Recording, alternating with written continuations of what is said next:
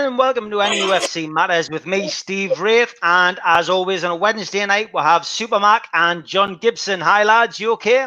Hi, Steve. Well, how are you, John? Hi. Nice to see you, kids.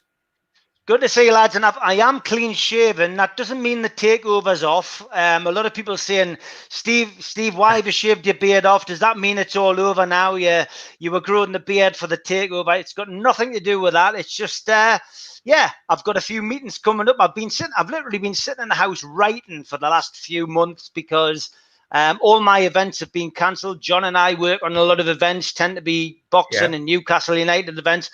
We can't do any of them this year. The last of the events that I had planned for this year has been cancelled, which was Bad Manners at the O2, the music event. So everything has now been put back to 2021. So I'm away to London next week for a couple of meetings about different things. So I'm jumping on the rattler. That's why I've had a shave. So it's got nothing to do with the takeover. And rest assured, I wasn't growing the beard for the takeover. It was just that I didn't have any reason to have a shave. And yes, I do look a bit younger. I look a bit slimmer. You keep kidding yourself, Steve. That's what you're good at. Thanks, Malcolm. I love that. I love that. Anyway, lads, we're here to discuss the last 7 days of Newcastle United. Of course, not my shaving habits. And as always, there is plenty to talk about. It's where we start, and I'm sure the fans will, as always, with the comments, lead us in a particular direction. But let's talk about the friendlies. And up until a couple of days ago, lads, I would have been starting this show by saying, well, yeah, we've been playing lower league opposition, but we've won both of our friendlies and everything's okay. But then we then play a game against Middlesbrough, which for some reason was held in secret. No one was allowed to know exactly what was going on until the result came out. And thank God, because we got thumped 5-1. But it's, yeah, look. Friendlies are there to blow the cobwebs out, Malcolm. I'll come to you first. As a former player, friendlies are there to blow the cobwebs out, to get yourself back into the flow of things, and just to maybe adapt to bringing new players into the squad. Of course, we haven't had a great deal of that to deal with at Newcastle. Hendricks coming in, Gillespie coming in, and nothing else. But you know, what's your take on the pre-season, if you like, so far?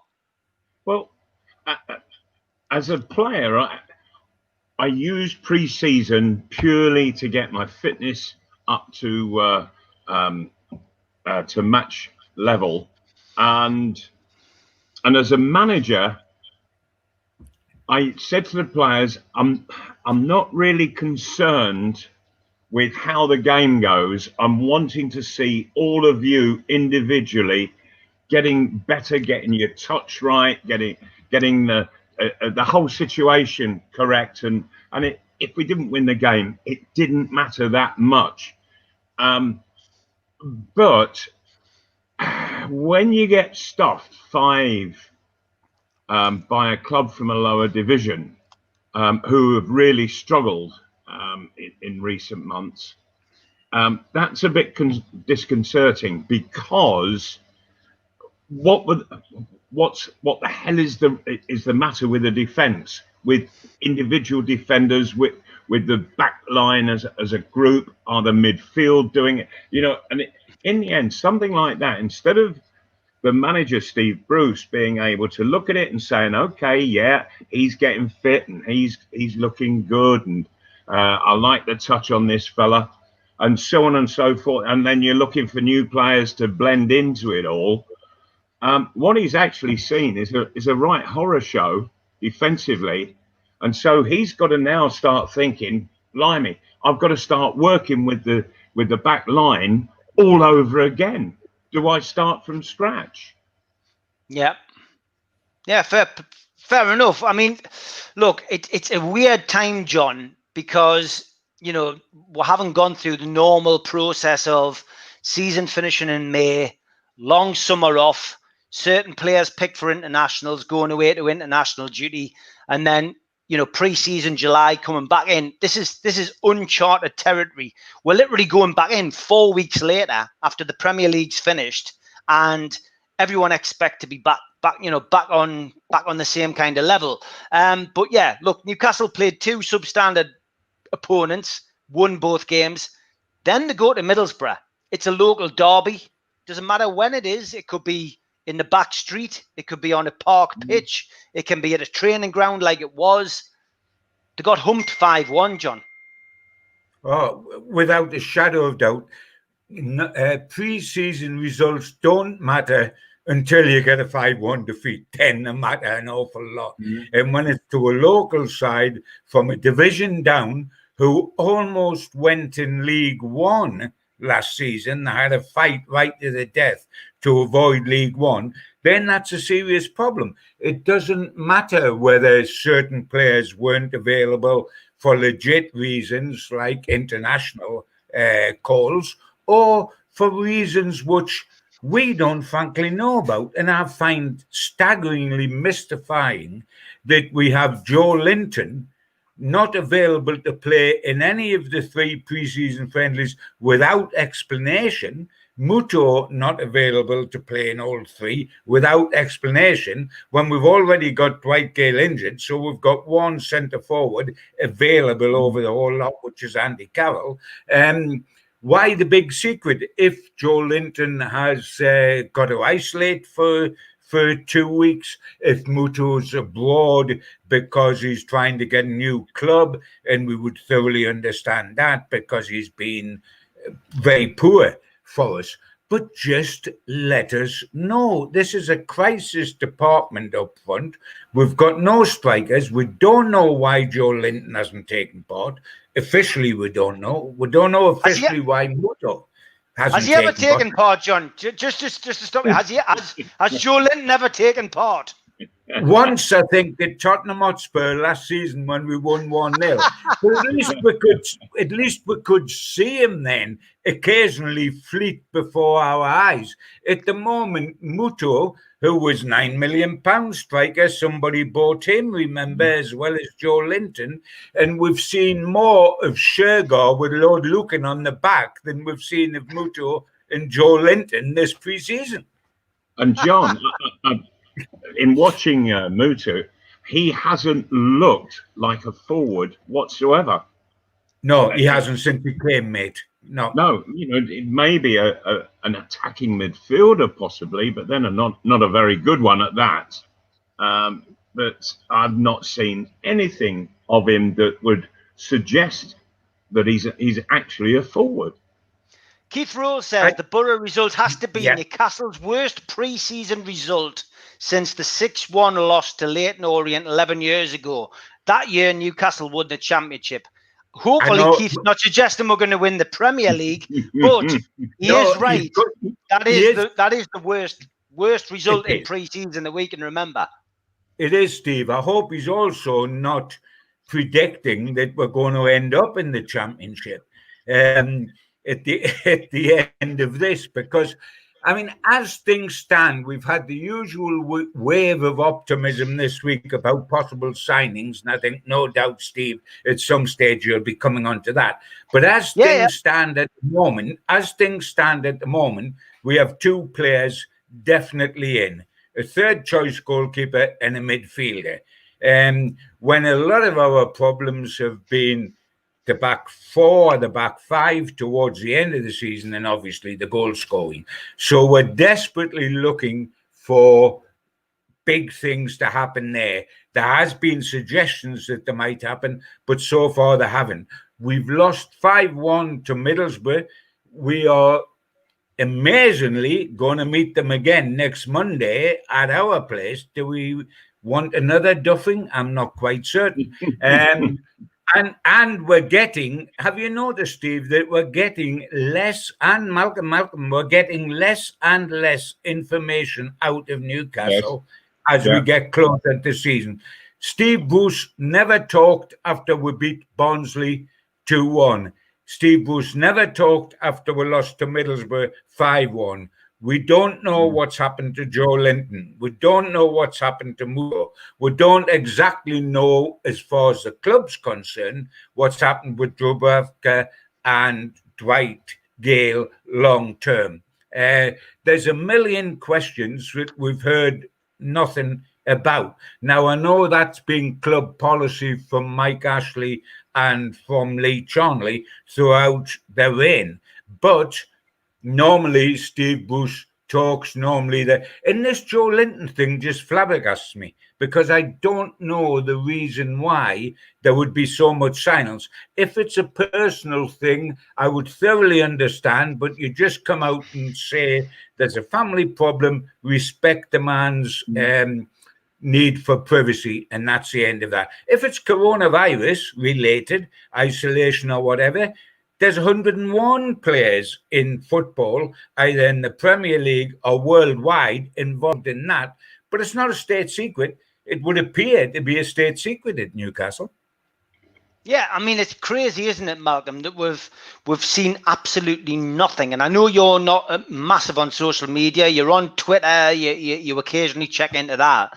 But we've heard nothing from the club about Joe Linton, because this guy is a £40 million signing. He's our number 9. Forget about what we actually think about what he's done so far for the club in that shirt. But the guy is missing in action. We've got a season rapidly approaching, and Newcastle United haven't told us what on earth is going on with him. I know.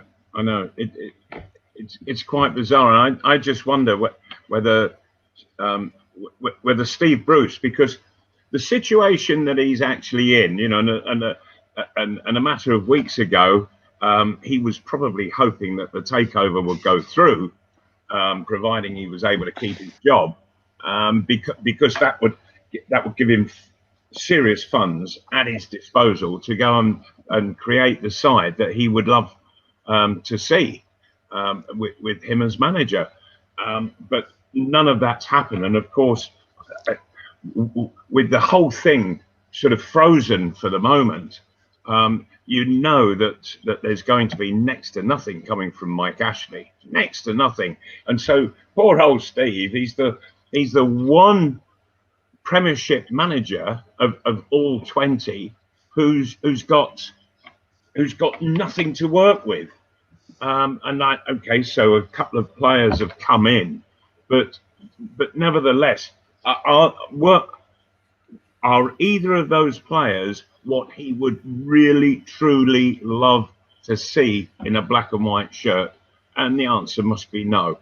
And so I think he's maybe at the stage where he just prefers to keep his own counsel just at the moment and wait to see what is going to happen. And also, I just wonder whether this shocking defeat against Middlesbrough, and it had to be a shocking performance because you never put a good performance on and lose 5.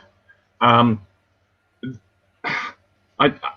just wonder what he is actually looking at projecting for the very near future. What does he say to players who ask him questions? Never mind the press asking him questions. You know, and I think at the moment he's just a man without answer.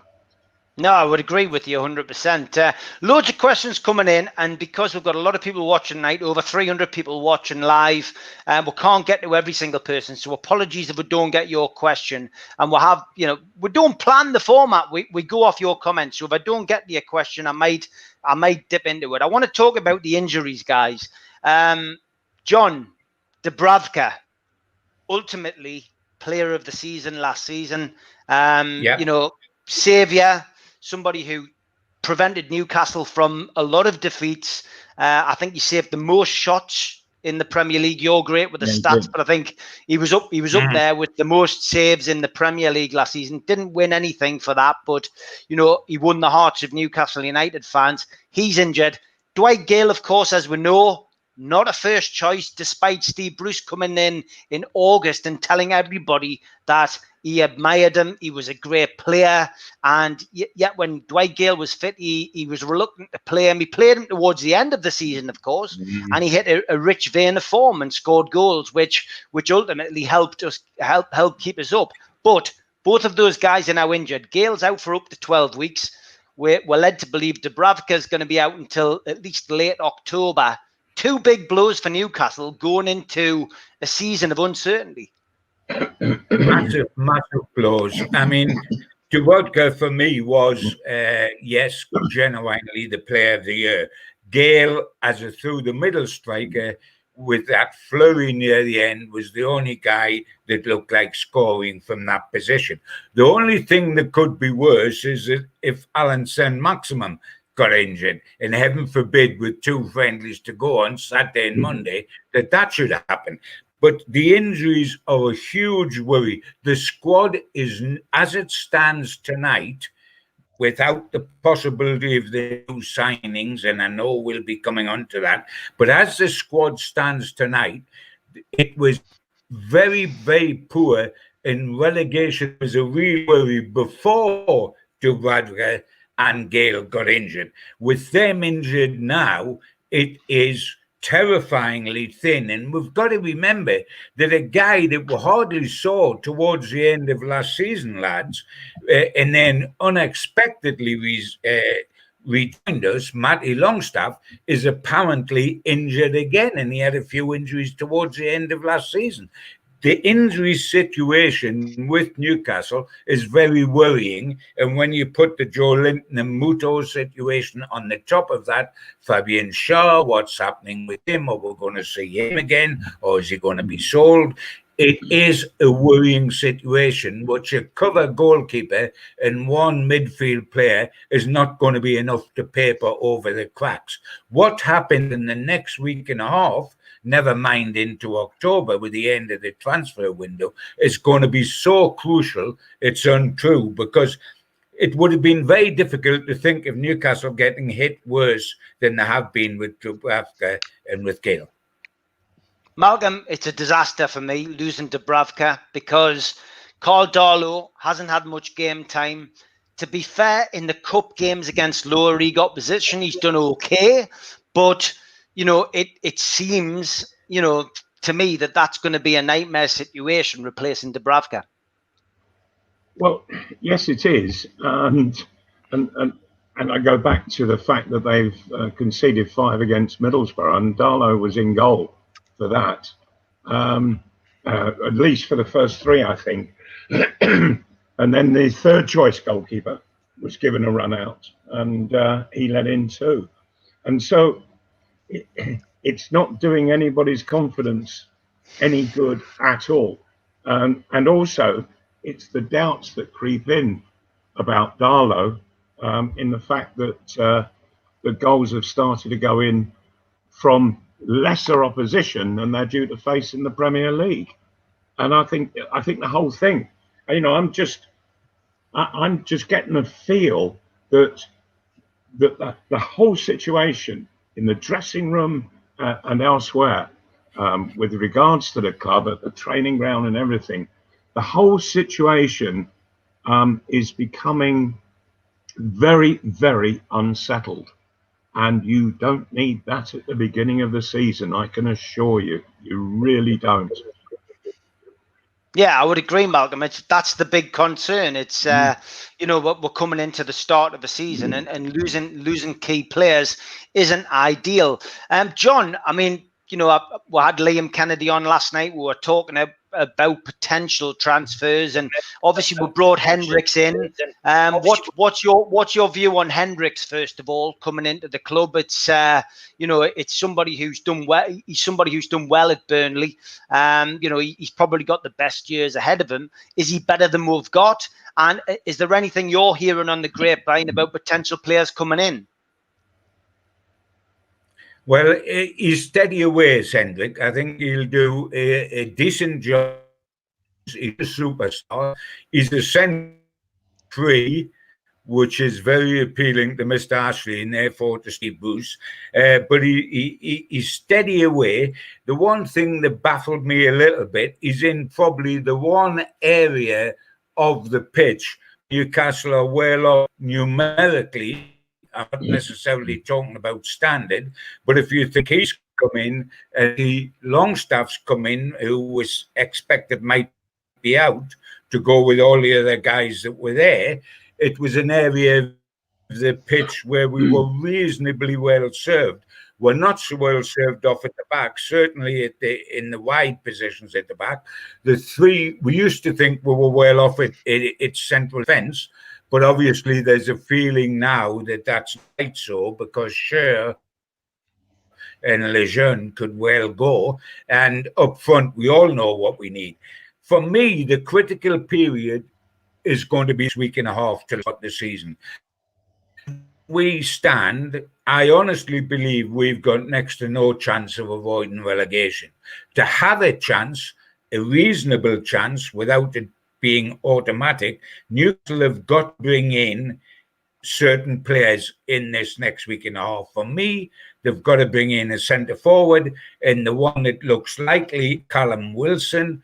They bring in a winger, and the one that looks likely is Ryan Fraser, and they've got to bring in a left back where they've only got Dummett, who will do a good job at a flat back 4, not a 5, but he's the only bloke that we've got at the moment. Now, we need a centre forward and we need a winger. Now, the interesting thing is that I'm told both Callum Wilson and Ryan Fraser want to come here. That's the first and most important thing.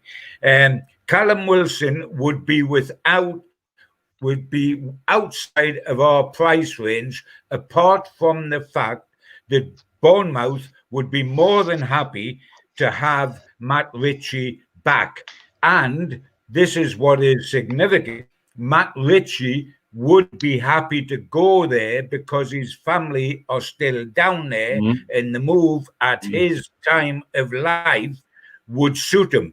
Now, we are quite well off in positions, either out in the wings, especially if we get Fraser, or across the middle. Yes, he filled in as a left wing back, but we're trying to sign one of those. If we had to sacrifice Ritchie to get a centre forward that might score goals, would do that immediately, because the idea of going without a centre forward that can score goals, and Callum Wilson had 67 goals in 184 games for Bournemouth. He was good enough to be picked for England. He only has 4 caps over, but he scored in 1 game. And if we go back to the season before last, when Bournemouth looked a quality side punching above their weight, because remember, they're a small club with the lowest attendances by thousands in the Premier League, the 2 people that kept them afloat was Ryan Fraser getting the passes from out wide and Callum Wilson putting them in. If we could they both tapered off last season, and as a consequence, Bournemouth went down. But if we could get them 2 doing that again, would it be an improvement on what we've got now? Would it be an improvement on Joe Linton and Muto and Andy Carroll? Would it be an improvement on Atsu, etc., etc.? Yes, it would. We've got to get those 2 in if they want to come here, because we can get round the Callum Wilson fee through Matt Ritchie being part of the deal and putting the money down. Ryan Fraser is a free transfer, which offsuits the current climate on signings at Newcastle. And then we get a left back. We're beginning to have an outside chance. No more than that. Let's not carried away. No more than that. But if we don't get these guys in the next week and a half, it's no hope and Bob hope. Exactly. And Mark's confirming what I've heard. You've heard that Ritchie would be happy to move. I've heard Ritchie doesn't want to go. He just signed a 3-year contract. He doesn't want to leave. And the reason being, and it'll be the same as Muto, as we've talked about on this show for the last couple of weeks, well, the last 3 or 4 weeks throughout the pandemic, that Muto, Ritchie, etc., they're on ludicrous wages. John Joe Shelby, for me, is on ludicrous wages. These players, if they don't have to move, won't want to move. But I've got to be honest, I wouldn't get rid of Ritchie under the current circumstances. If there's no takeover, and I still believe there will be a takeover, if there's no takeover, I don't think losing Ritchie's a good thing, because he's 100%er. He's like, even for a centre forward, even for a centre.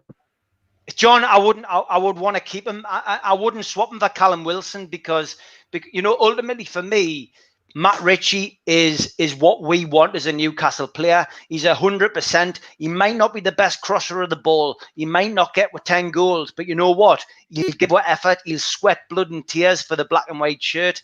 And I tell you what, out of the squad that we've got at the minute, there's not many players like that. And if we give Matt Ritchie away, I'll be absolutely devastated. But we'll get Callum Wilson in. He might do the job, but will it replace Matt Ritchie? You know, you've got to have somebody to create those chances for Callum Wilson. It might work, it might not. That's football. It's the history of football. And Malcolm's played it. We haven't. We've just commentated on it. But, you know, for me, Matt Ritchie was, under the current circumstances, I would rather keep a hold of him and bring Callum Wilson in. But it doesn't look like that. That doesn't look like, Malcolm, it doesn't look like that's what we're going to do. It looks like we're going to have to give Matt Ritchie away to bring Callum Wilson in. We're going to replace hard work and effort with somebody who scored how many goals in a relegated team last season? 7, 8? Yeah. I do agree with you, Steve, that I would, I really would prefer that Matt Ritchie to stay, no matter who comes in. But there's one other aspect, if I can slightly change it. What really is concerning me is how many players are out injured.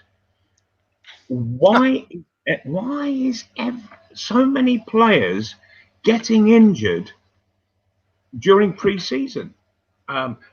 Is it that they haven't had a long enough rest? Well, good heavens above, they had a huge amount of rest earlier in the year. When there were no games being played, it's the longest layoff that I think has ever happened in footballing history. So why are so many players getting injured during pre-season?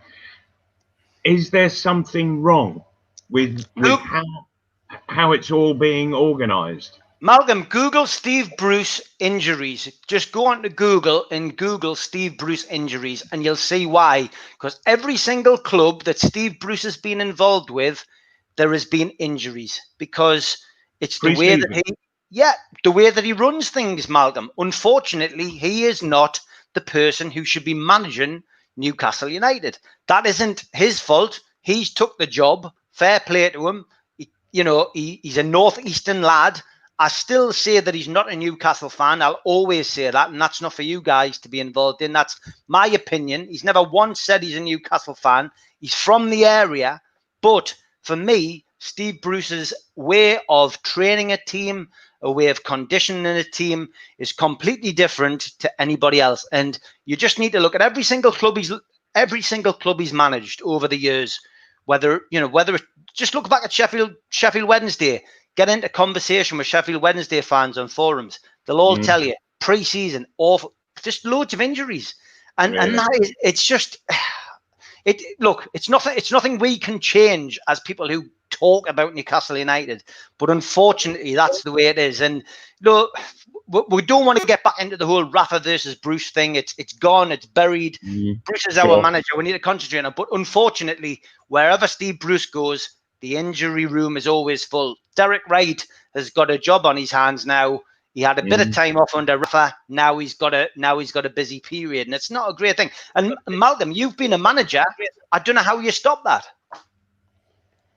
Well, you ensure that everything is done in pre-season very, very gradually. You leave it with the experts. That when I joined Arsenal, it was the physiotherapist,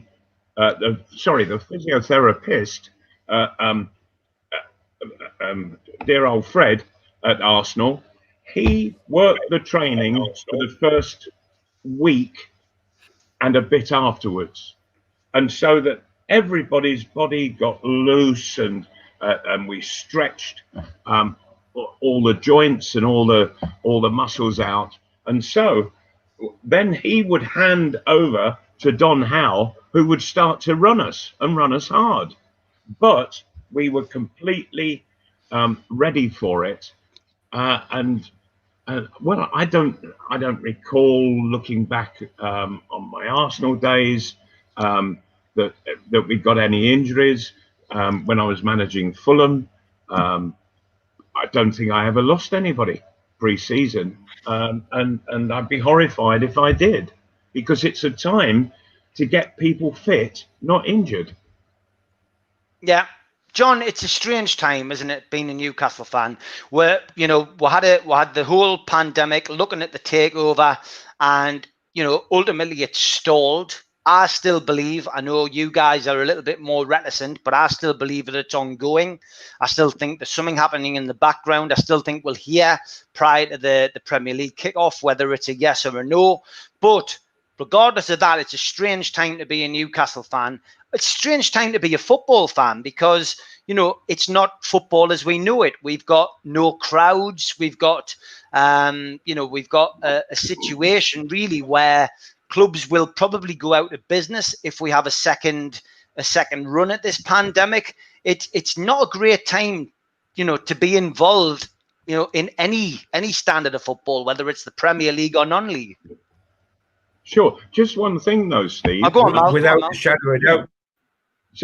Sorry, just one thing that you talk of there not being crowds, but I would love to know what the after results were of the crowd being there at Brighton. Yeah, okay. Well, let's talk about that, because I had that. We've got to look at that. We had Brighton versus Chelsea. There was a crowd let in. I think it was something like 2,500. Obviously, it's got to be a certain percentage of their crowd. There was stringent tests, people going in, masks, about 3,000 people. 3,000, you know, yeah. So what? Yeah. I mean, for me, we've discussed this the last couple of nights with supporters, guys. So Mal, I'll come to you first, then John. Malcolm, you know, as a player, put yourself back in that black and white strip. And I think there's a lot of people watching who wish we could put you back in the black and white strip. But put yourself back in that black and white strip, stand in the middle of St. James's Park, Saturday afternoon, 3 o'clock, and you're walking out in a, let's just say, let's go back to the old days, and, you know, a capacity crowd when you were playing, and you're walking out to 3,000 supporters. What would that feel to you, Malcolm? Would you still be happy under these circumstances? I'd be a lot happier going out in front of 3,000 than an empty stadium.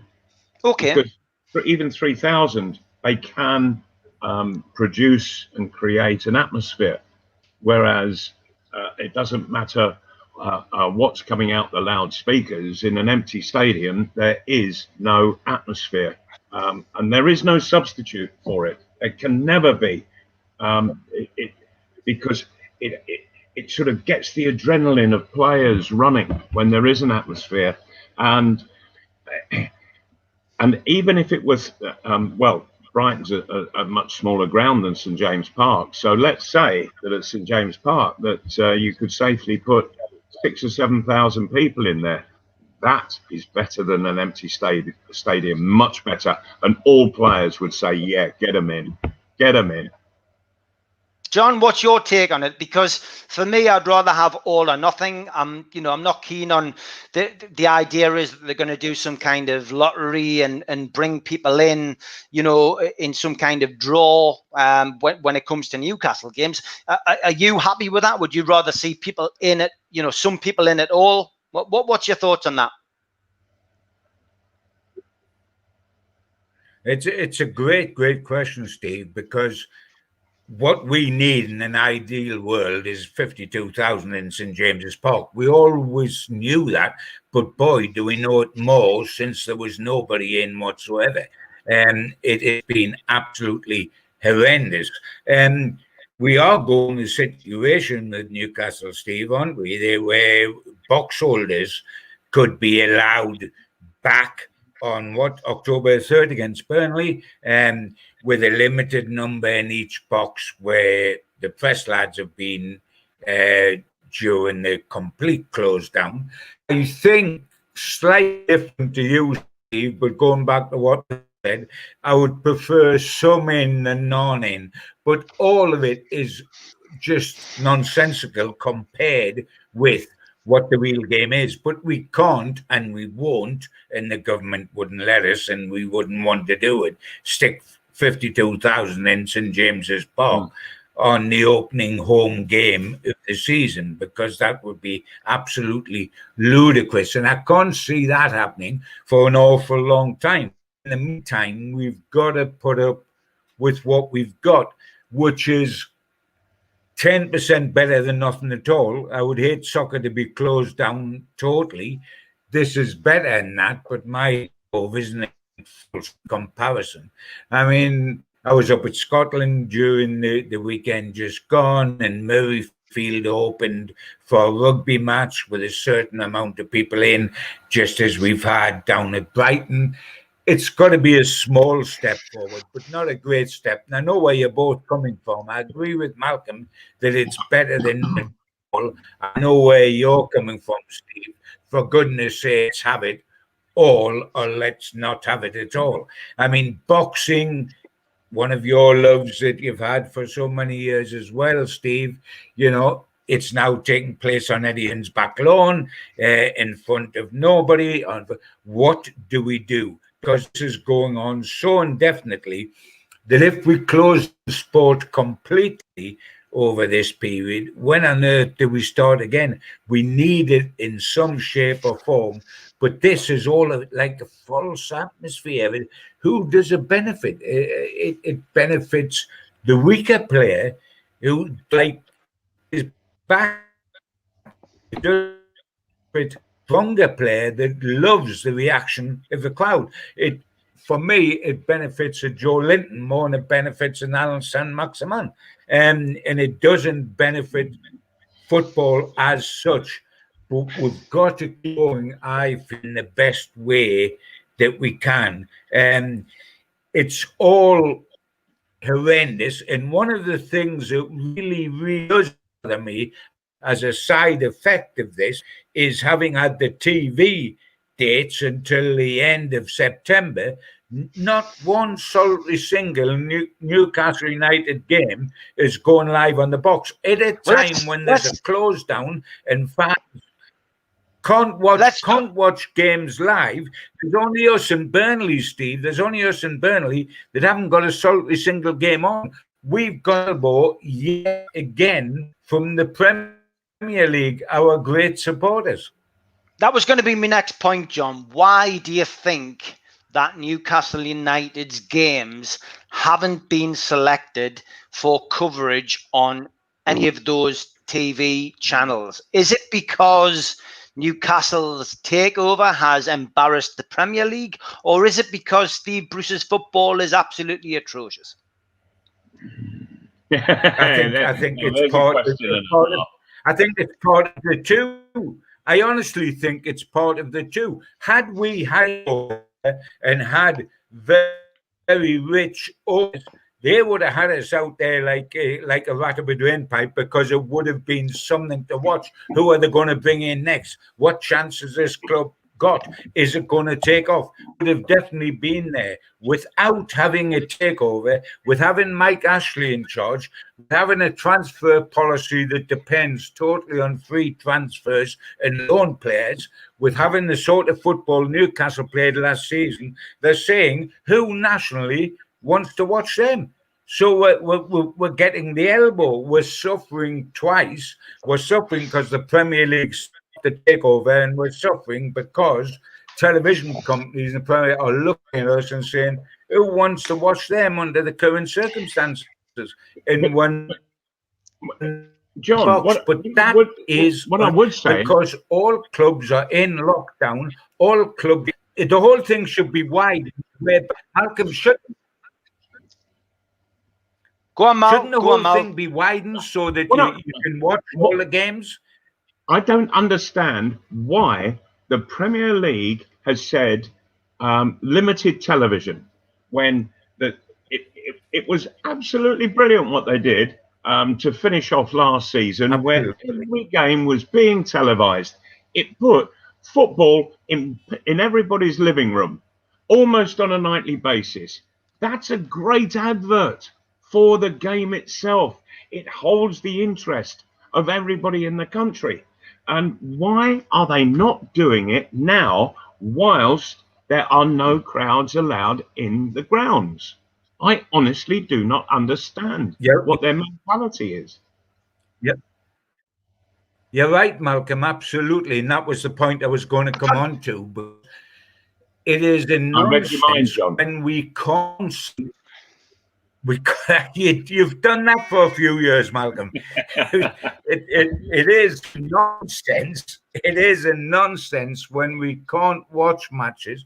That Newcastle fans have watched. There's 50,000 on. They turn up every week in the ground. Never mind the fans that can't get in the ground, who are obsessed by Newcastle and can't watch them play. And my only hope, Malcolm, is that the Premier League are meeting tomorrow, and there's a possibility that that decision not to televise every Premier League game may be reversed. That is a possibility of happening. Let's hope that sanity takes over and it is reversed.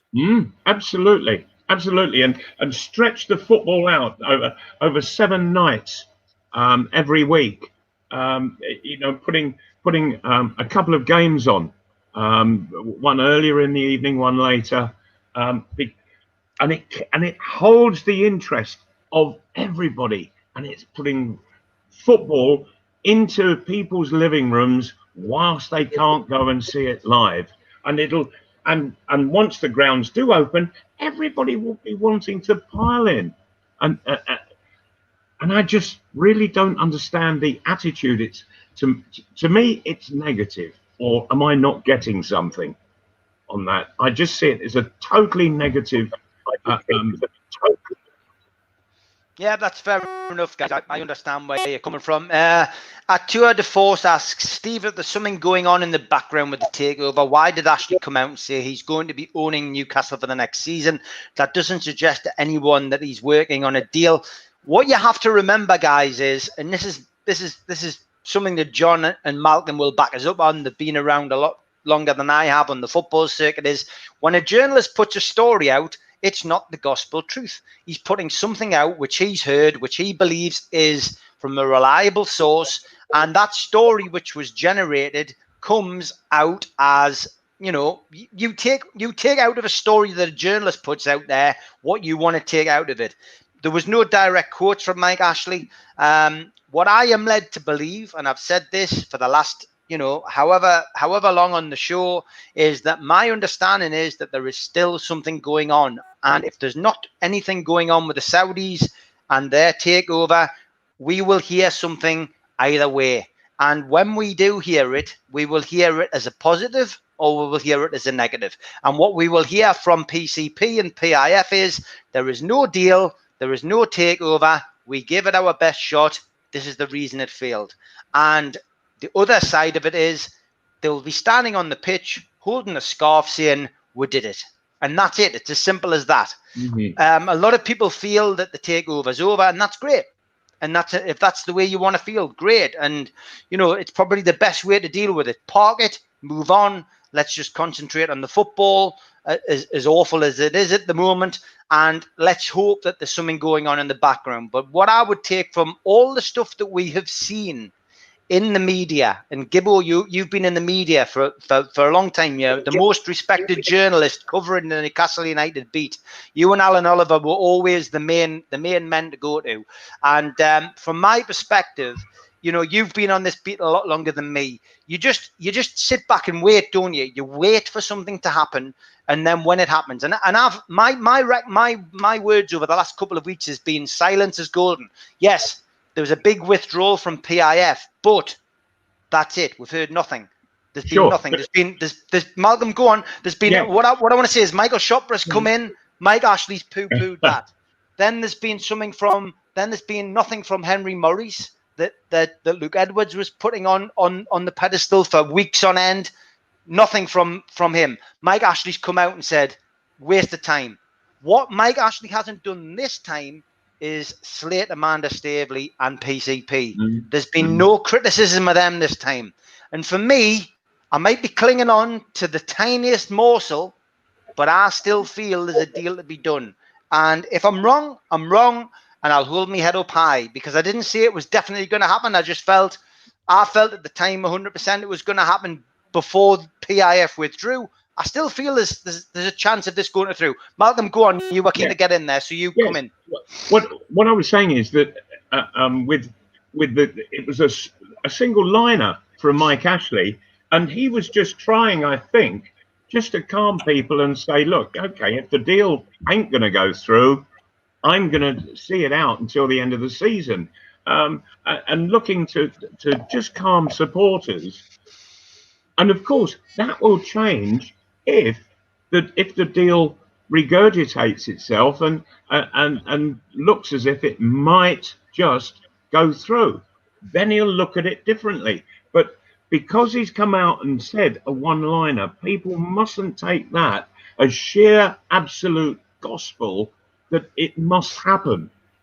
Things change. And certainly Mike Ashley knows that things can change, but he was just trying, I think, just to settle people's worries.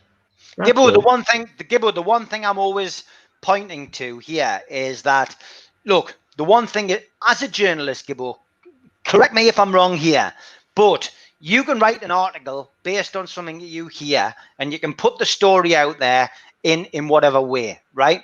You won't put a quote in unless somebody says to you, you can directly quote me as saying that. So if we go back, what I would advise a lot of people who are watching this takeover keenly to do is go back and see where the quotes are. Go back and see where Mike Ashley has been directly quoted. Go back and see where Amanda Staveley and PCP have been directly quoted, and take from that what you want. Everything else you take as somebody's heard something and they've decided to write a story about it. Am I right or wrong, John? Yeah, in a sweeping generalization, Steve, yeah, you're absolutely right. And there's a lot of journalists that operate on that basis. The difference that can happen is that often people, and I'm generalizing, I'm not thinking of this particular takeover, but takeovers in the past, including the Sir John Hall takeover, the Magpie Group, and various other things that happen. Sometimes they feel the company will go on to their particular people that they feel are sympathetic to them and say, look, the situation is so and so, we can't say that, but you can on our behalf. As far as takeover is concerned, this is the closest since Mike Ashley come that we've ever got to a takeover actually happening and being completed. I hope with all my heart that everything Steve has said is correct and that there is legs in this and will still happen. If I'm at all cynical, Steve, it's because I'm probably 17 times older than you and I've had 17 times more letdowns by Newcastle United conference, and therefore until something happens, I will not believe it completely. I do believe that we're getting to the stage where somebody somewhere, and this can only be the prospective buyers, have got to say, this is now at an end, or this is now going to happen. I take your point where you said the very good phrase, Steve, that silence is golden, because all takeover deals that actually reach fruition do so during a period of silence, not during a period of like the Singapore guys and the American shouting their mouth off about it. They're in it for publicity and it doesn't happen. So you're absolutely right. A period of silence can be what is needed for the whole thing to reach fruition. I'm just so bitterly disappointed that we've reached the stage and so much in despair about where this goes if the takeover is actually finished and dead and buried, that I can't even contemplate that. And I think that's the way it is with most Newcastle fans.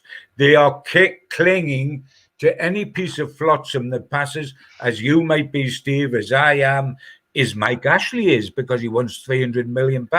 Presumably as buyers are, because they would still like to buy Newcastle, in the hope that it all happens. We can just pray that it does. I'm Ashley not will never holding my get a breath, better to be offer for truthful. this. Ashley will never get a better offer for this football club, John. Oh, Under no. the current circumstances and the way things are going in the world, forget football, he'll never get a better offer. Forget football. Yeah, I think, Steve, I think and I think he's desperate because he does realise that the people that are stopping it happen, I think you would agree, Steve, is not necessarily the buyers, not necessarily Ashley, but the Premier League, who are saying we're not happy with this. And he will definitely not get a better offer. I think he realises probably can't sell the club, certainly at this price, or possibly for an indefinite period of time if this dies. So for once in his life, he wants what Newcastle United fans want, which is a deal to go through.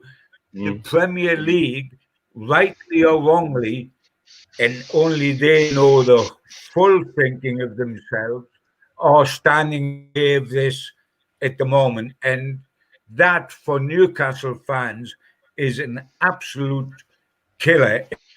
Frankly, at the moment, with the takeover situation, with the lack of activity in the transfer market, with the injuries to Dubravka and Gale, with a 5-1 defeat by last pre-season friendly, Geordies are lower in the snake's belly. John, quick one. John Mitchison's question there. Evening all, a question for Gibbo. Was there any highlights of both legs shown at the Rangers first cup legs? Might recall a brief shown on local news. Looking back, no extended highlights were shown. Is there any way John can find that? I'll certainly have a look at that. It's quite amazing, isn't it? Great moments from the past get lost because there was so in those two games. The penalty a penalty the Rangers got? And would like to see it again, where their forward clashed with Willie McFall. The terrific save Willie McFall then made, the riot at St James's Park, the 2 goals that were scored. How good were they? And scored by 2 Scotsmen against Glasgow Rangers to start the riot, of course. So many moments in the past that are not like today and therefore not readily available to see. We've discussed the greatest goal Malcolm ever scored against Leicester. It's not on video because there was no television cameras there that particular day. So there's lots of wonderful moments. Yeah, there's lots of wonderful moments, Malcolm, that live in our head because we saw them. That live in the head of all the supporters. Because you had to be there to see it. Be seen. Yes, correct. And by the way, there was 100,000 people saw you. Right. What I was going to say was that people have got to really appreciate what they've got now. All of this live football that they're seeing is quite incredible these days. That going back to the Rangers match against Newcastle, that era, late the 60s and the 70s, there was only one live football match of club football shown in this country, and that was the FA Cup final.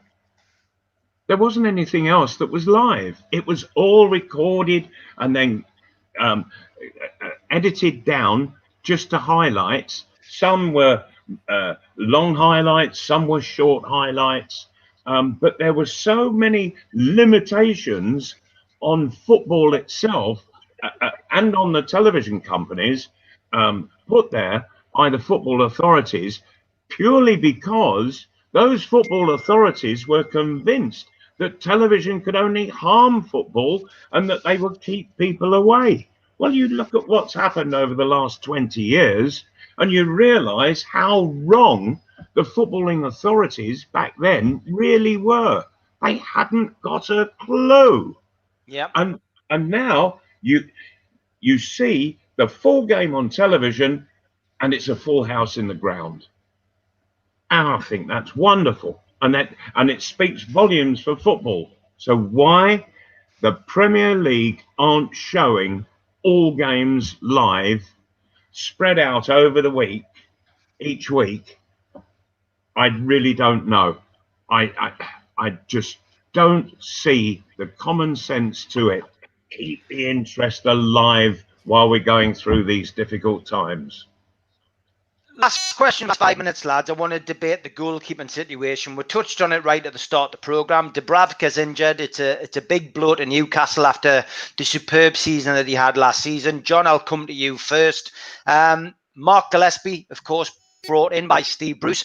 Carl Darlow has been a bit like Steve Harper, sitting in the wings, waiting for his opportunity. Woodman, as we know, has been given a new contract and then been loaned out.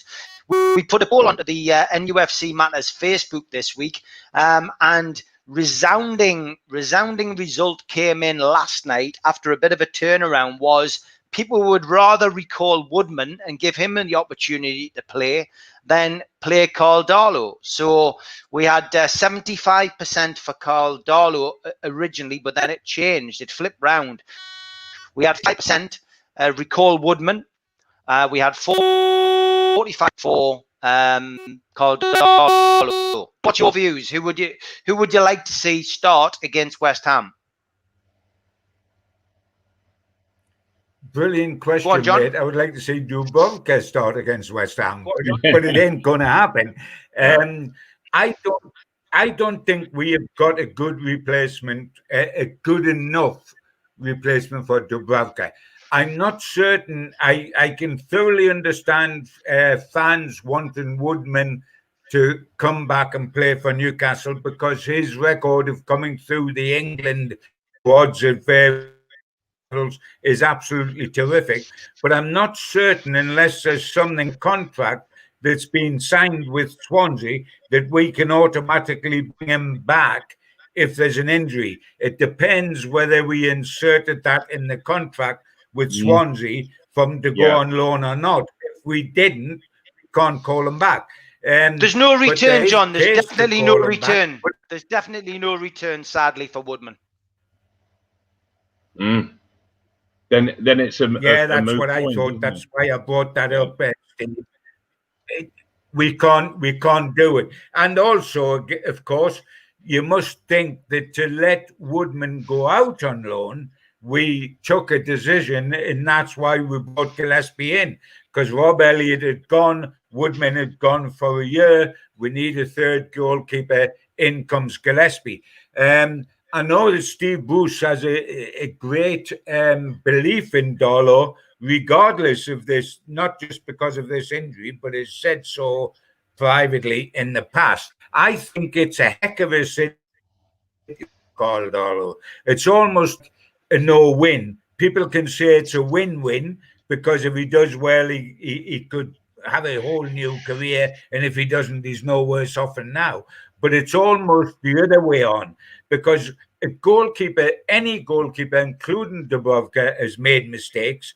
I mean, Malcolm knows that, and he's played with the greatest goalkeepers in Shilton and Clements and Pat Jennings. He played with the great goalkeepers. They make mistakes. I remember me being at Hampden when England played Scotland, and Clements let one through his legs trickle in the back of the net. If that happens to Carl Darlow in heaven paid in the first game of the season, where does he go morale-wise from there, and with punters, etc., etc.?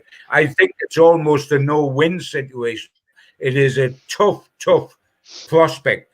It's equally a tough prospect if we go into exactly the same game,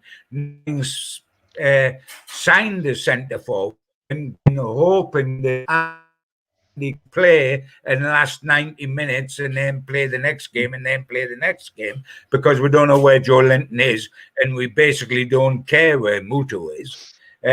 So we've got problems at both ends of the pitch, and we're a week and a half away from the start of the season, guys. Malcolm, I've got a great belief in Steve Bruce is going to play Gillespie. I do feel that's going to happen. He signed him.